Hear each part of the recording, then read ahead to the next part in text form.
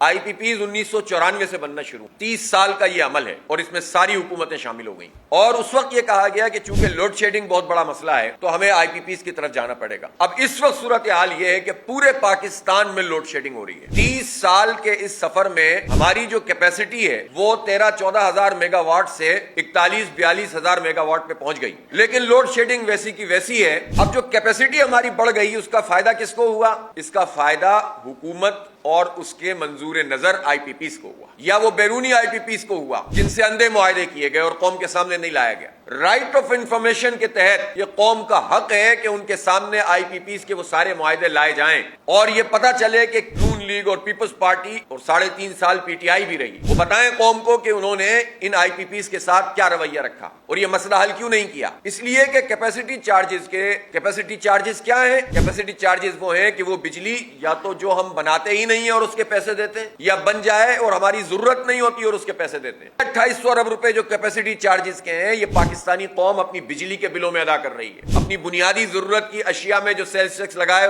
اس میں ادا کر رہی ہے، اور یہ پیسے پاکستان کے تنخواہ دار طبقے کے لوگ ادا کر رہے ہیں۔ کون سا ایسا ترم خان ہے پاکستان میں جس کی IPPs موجود ہو اور وہ نیگوشیٹ کرنے سے انکار کر دے؟ کوئی ایک بھی نہیں ہو سکتا۔ اس کی وجہ یہ ہے کہ گورنمنٹ اتنی فیسلٹیز دے رہی ہوتی ہے ناجائز طریقے سے ان سب لوگوں کو کہ کوئی کھڑا نہیں ہو سکتا آگے۔ لیکن اگر وہ نیگوشیٹ آپ نہیں کر رہے اور عوام کے اوپر یہ سارے پیسے لگا کر ہمارے بجلی کے بلوں میں لگا رہے ہیں تو اس کا مطلب یہ ہے کہ آپ کرپشن کر رہے ہیں اور لوٹ مار کر رہے ہیں۔